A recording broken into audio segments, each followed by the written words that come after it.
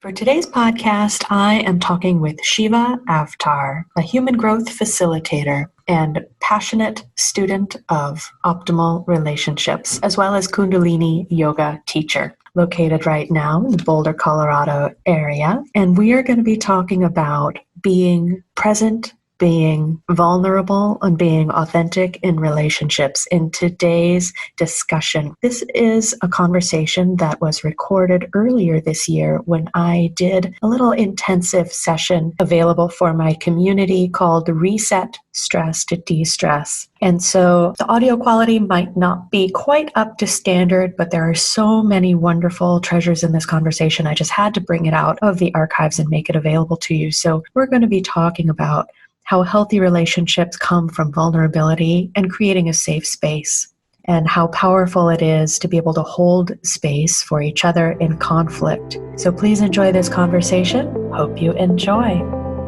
Living in a stressful world doesn't mean you have to give up on happiness. Instead, you can shift your perspective of stress and discover how to live your life in flow. Welcome to Happified. I'm your host, Susi Vine. Join me for inspiration and interviews with folks who are shining their light in the world in the areas of positive mindset, health, and wellness. I'm so happy to have you here. Hey there, friends. Are you looking for tools to resolve stress, reliable information to support your whole health, tips to help you motivate yourself and identify when motivation is fading before it happens, implementation, accountability, and someone to remind you to celebrate even the small successes, where you could find tools you can use and accountability in a community that cheers you on, where information about health trends and lifestyle is reliable and straightforward. I know that you have what it takes to up-level your health habits and restore your resilience. You just might need a boost to start building momentum. I've designed a membership where you can choose the level of support you'd like to get every month, whether it's tuning in to connect with like-minded change makers or getting personalized support with one-on-one coaching to help you chart your path to success. Check out the link for the Velocity membership at happifiedlife.com. Special pre-launch pricing is now available for premium support, but you can jump in for free if you just want to test the waters. I look forward to seeing you inside. All right. I'm so happy to have with me today for our interview, Shiva Avtar, who is a human growth facilitator and yoga teacher. Well, the reason that I really wanted to connect with Shiva and bring his insights and wisdoms in today is because he's passionate about fostering healthy relationship with ourselves and interpersonally in all of the relationships that we cultivate. So I'm so excited to see where this conversation leads us today. Thank you for joining us. Yeah, I'm really excited too. Thank you, Susie. Happy to be here. Thanks. So in the work that you do, in the growth that you've experienced, because I know in conversations as we've known each other, and in a lot of the people that I'm interviewing through this series, you know, our passion arises from personal experience. So what is it about relationship that makes you want to share this with everybody? What are these insights that are just like brimming? Yeah, well, that's a great question. I think the very first thing that comes up for me is the pain of being in relationship and feeling lost or limited or just confused by not having any real tools to use, like practical tools. I spent years in a marriage that we both cared for each other deeply. We were better friends than we were significant others. And it wasn't for lack of desire or lack of trying, but from my end of the relationship, I was really confused. I watched my parents in their relationship and had a lot of,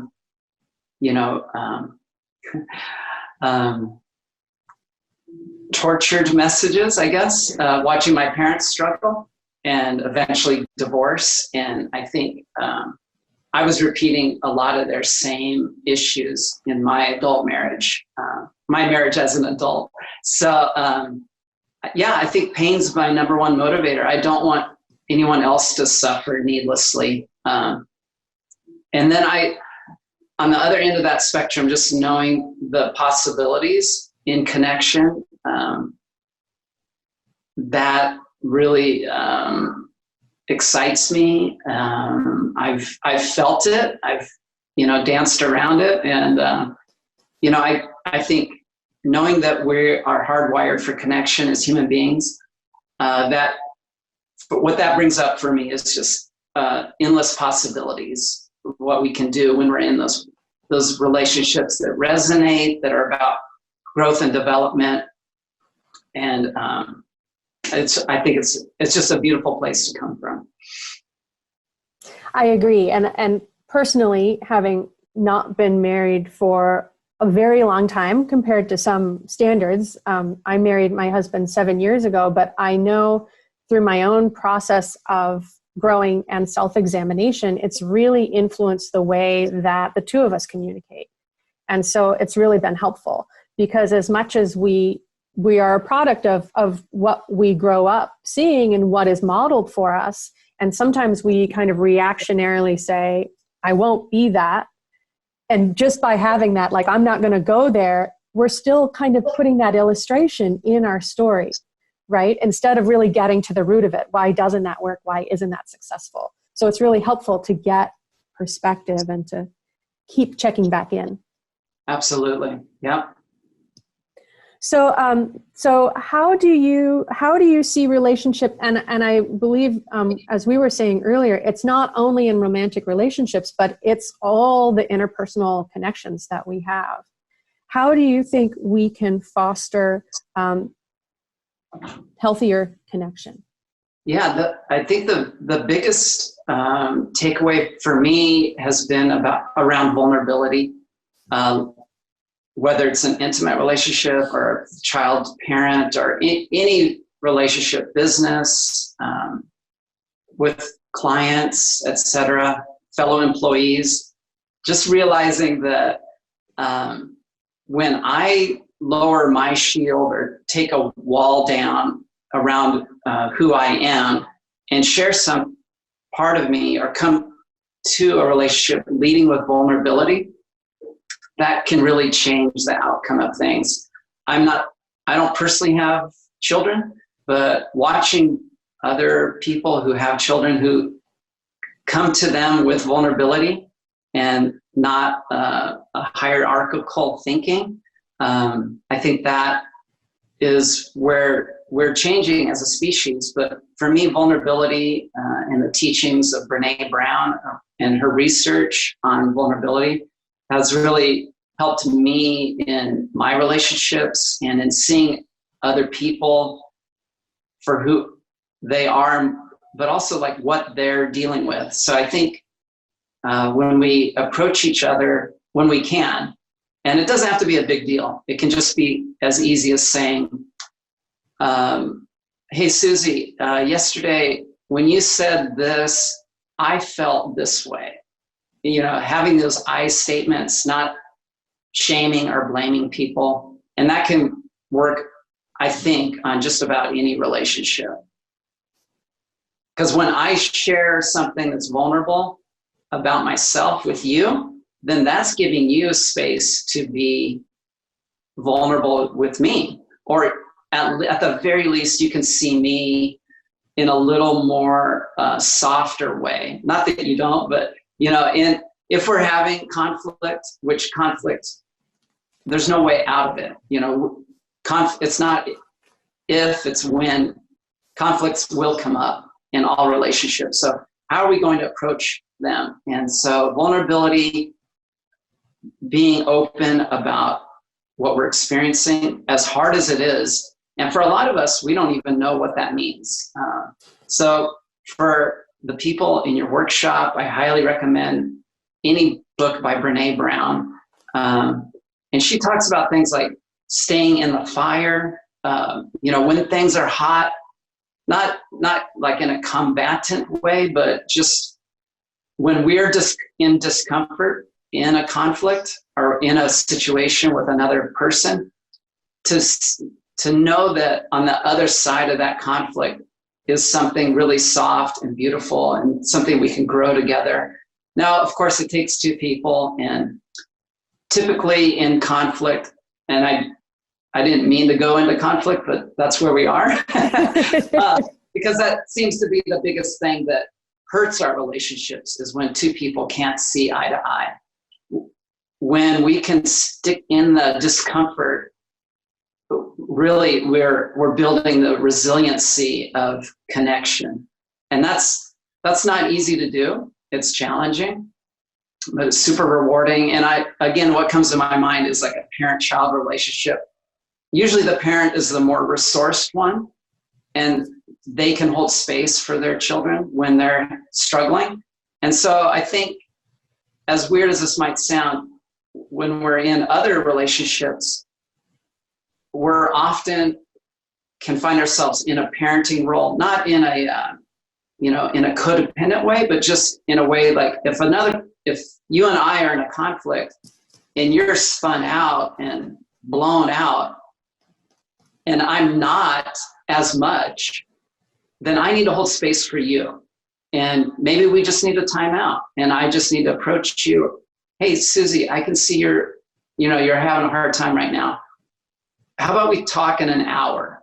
And then when we step away from that and our nervous systems can turn down, then we can come back in an hour because we care about each other.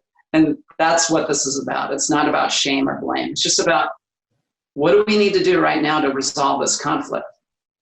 It might not get resolved, exactly the way we want it to be in the next hour. But when we start planting those kinds of seeds where we're coming to things in a conscious, heart-centered way, it's what can come out of that is really amazing.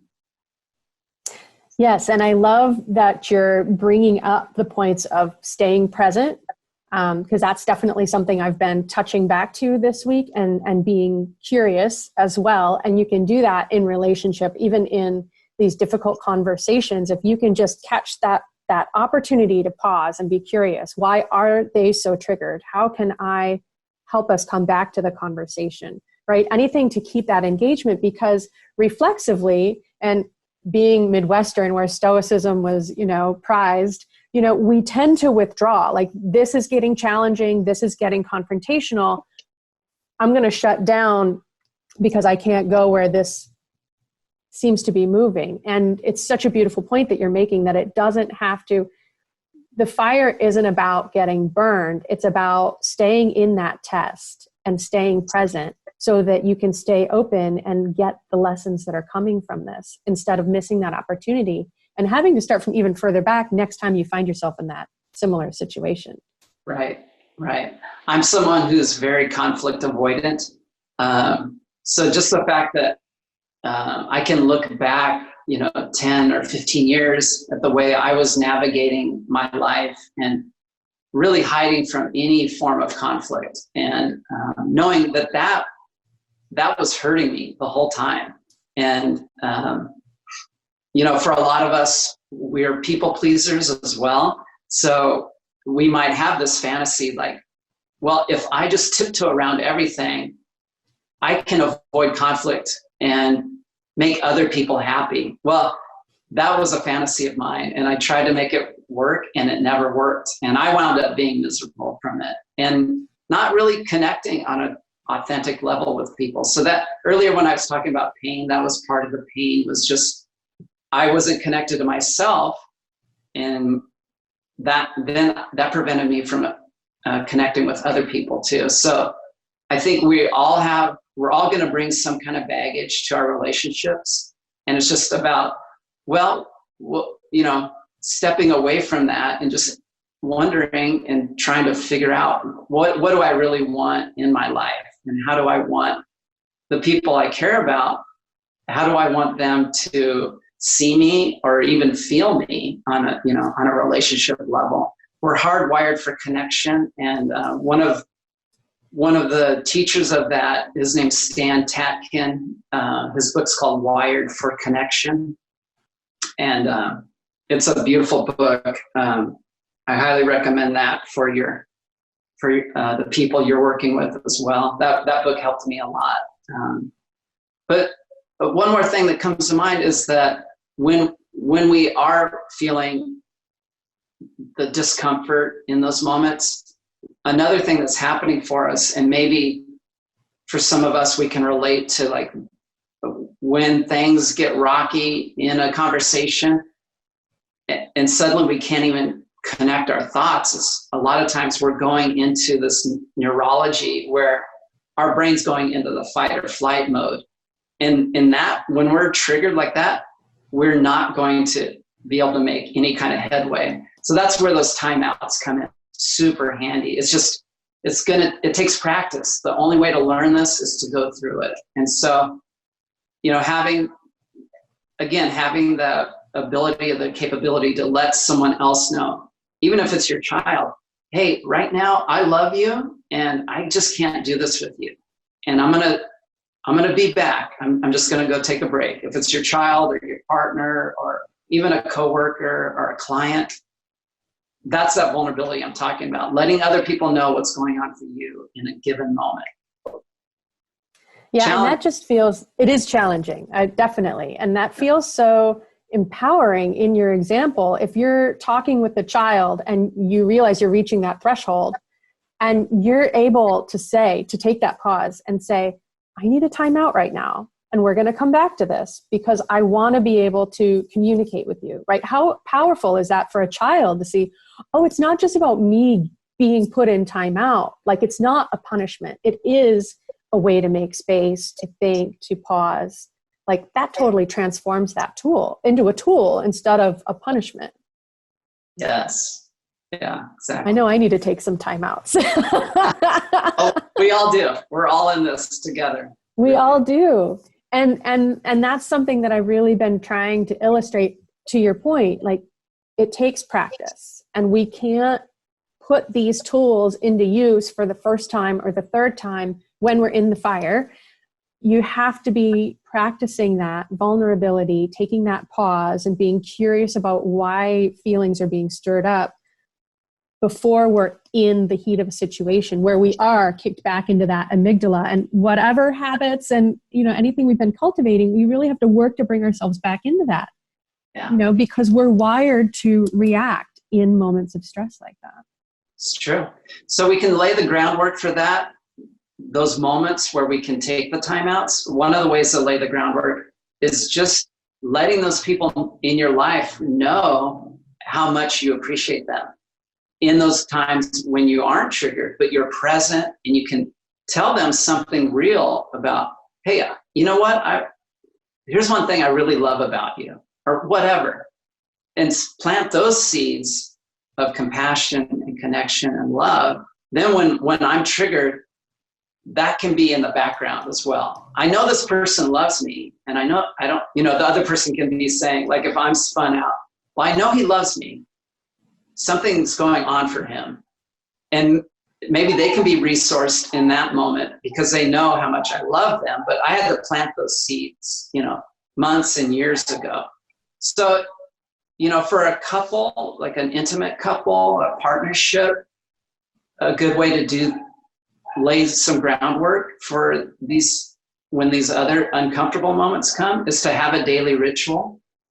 Maybe that's first thing in the morning when they're having tea or coffee together, just spending, 5, 10, 15 minutes together, just connecting, being present with each other. Or maybe it's at the end of the day, they can share their day together, but having that priority time of a ritual that no one else gets that time except you and I. And that can be a parent and a child too.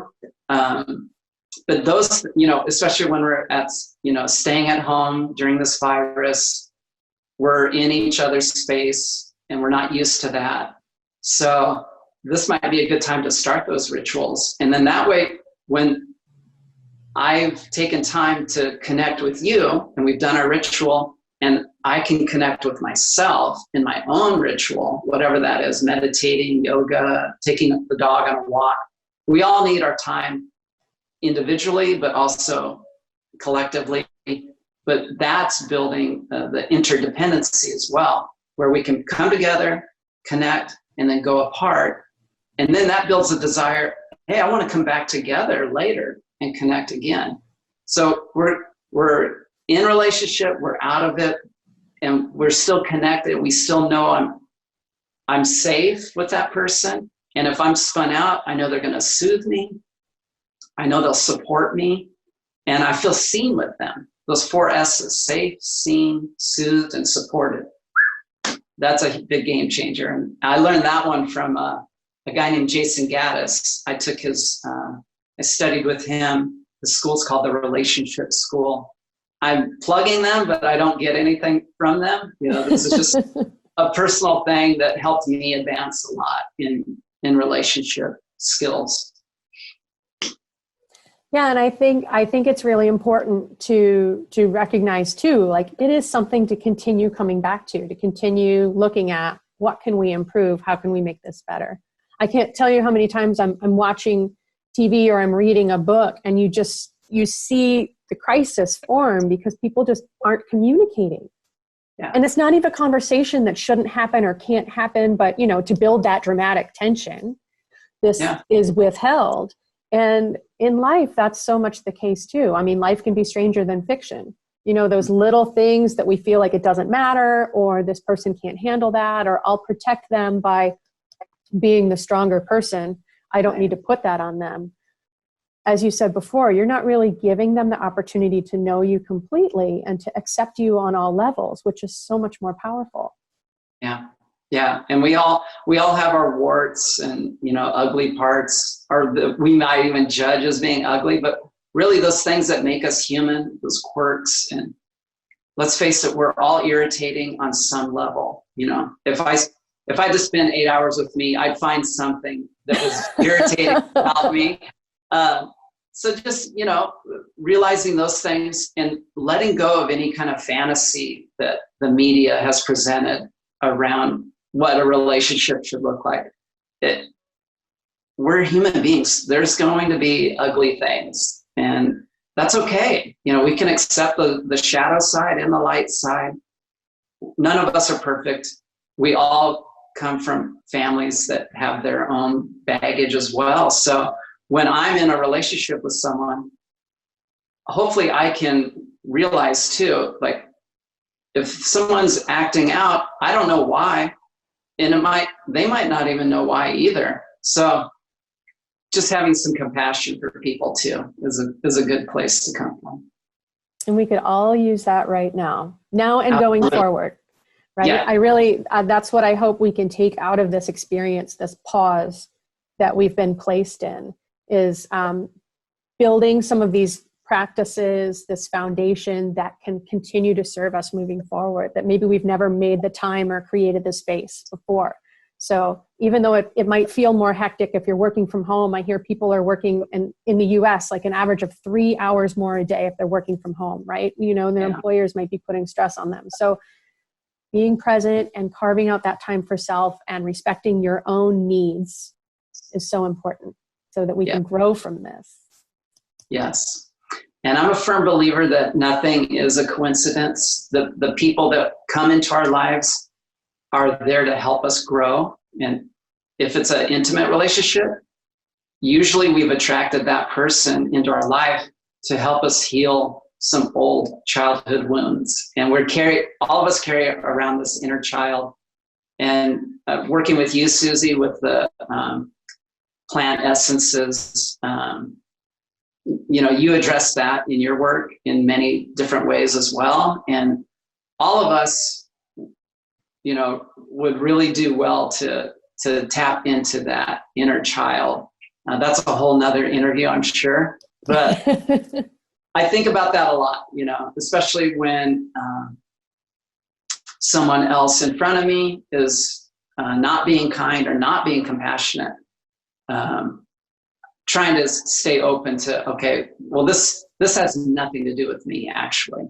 And that's a good tool to keep in mind, too, in our toolbox of relationship skills, is most of the time, I should not be taking anything someone else does personally, even though I want to. And many times I do, and that never benefits me in the long run. So, yeah, we're talking about, elevated thinking often here, and talking about, self-actualization and big, big things, but we just take it a step at a time each day, try to do better, try to love more, try to be present more. It's definitely doable, but yeah, this is a lifelong process we're talking about. And it's so, so worth it. I'm so much happier than I was, 10, even 5 years ago, because I try to do these things each day that I'm speaking of. And some days I do good and some days I don't, but I don't judge myself. I just get up the next day and try my best. Keep on coming back to it. Yeah. Beautiful. I know we could go on all day. We might have to do another series when we can go deeper into some other topics, but I want to thank you for your time and making yourself available and sharing these brilliant insights, because I think there's so many different things that people can take from this. And as I've said with other resources, like you can come back to it another time and listen to it and find another completely different thing. It didn't speak to you the first time, but it's what you need right now. So I love having this available so people can take what they need, what's going to serve them and benefit. Yeah, it's my joy. I'm so stoked to be a part of this with you. Thank you so much. I look forward to more collaborations. Yeah, me too, Susie. Thank you. Thank you. Thank you for tuning in today. Check out the show notes for any links we mentioned. To learn more about living life with less stress and more flow, visit happifiedlife.com. And if you found value in today's episode, make sure you subscribe to catch the next one and leave a review to help fellow pod surfers find Happified. Until next time, keep on shining.